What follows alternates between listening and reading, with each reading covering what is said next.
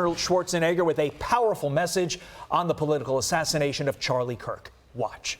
I was very, very upset that someone's life was taken because they have a different opinion. I mean, it's just unbelievable. We have to be very careful that we don't get any closer to that cliff. Because when you fall down that cliff, down there is no democracy. Joining us now to weigh in is Fox News contributor and senior writer for the Washington Examiner, Joe Concha. Joe, yesterday we saw Luigi Mangione, Tyler Robinson, and Ryan Ruth all in court, proving Arnold Schwarzenegger's point there that we're teetering on the edge of something here. So what happens in the future? Are we going to see more or less of this? I'm afraid to put it this way, Carly, but I think it's almost absolutely more. I mean, when you look at, you mentioned it before, Luigi Mangione is in court, and after he wins the court win there is celebration outside. There are young people hugging each other. I saw one video of a girl who said that she was actually engaged to the AI version of Luigi Mangione, who, again, just a couple blocks from where we are at Fox, was gunned down from behind by, that was Brian Thompson, the United Healthcare CEO, was gunned down by Luigi Mangione. In the back, there's a father of two boys, a loving husband, and now we're celebrating this somehow. And once that happened, you're like, boy, his GoFundMe page has raised more than $1 million on his behalf. Again, this is a cold-blooded killer.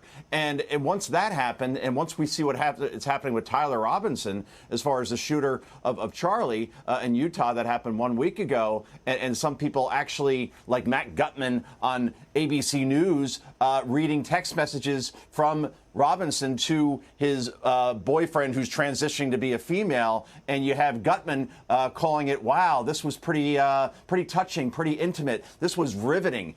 And you're like, wait, are you making this person a bigger victim than Charlie and his family themselves? So as long as we have this assassination culture and these almost permission slips to do these things, if the cause is right, if whether you disagree with the healthcare system like Luigi Mangione or Robinson, who disagree with Charlie just based on opinion, you can't help but think with social media and the education system and the fact that we have gaming, which is becoming like a bigger problem because people are seeing others as avatars instead of actual human beings.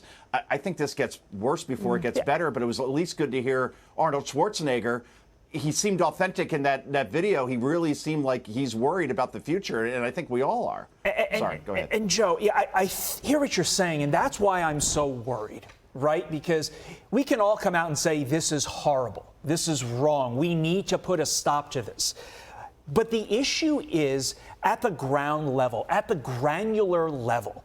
There are recesses of the internet, and there are recesses in the minds, especially of these young people who are so divorced from reality and who are so divorced from what I'm going to refer to as normalcy, that this is in them. This is in the bloodstream, and I don't know how we get it out. Your thoughts? Yeah, that's the thing. Once you give somebody something like all these social media platforms, and then suddenly you can't take them away. They're part of their lives now.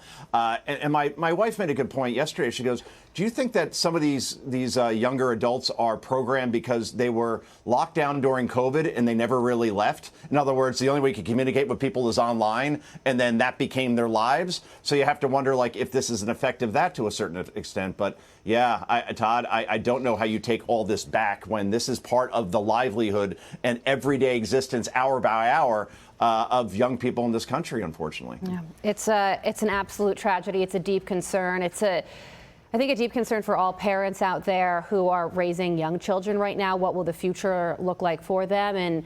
And parents who have teenagers who are immersed in experiencing this. And we don't know the family history of Tyler Robinson, but his parents seem to be deeply concerned about what he did. And even when he said, no, he didn't, they knew that that was not true, which shows that there is. Yeah. Quick little point. Maybe the 37,000 potential new turning point chapters could be a turning point on this. Joe Concha, got to leave it there.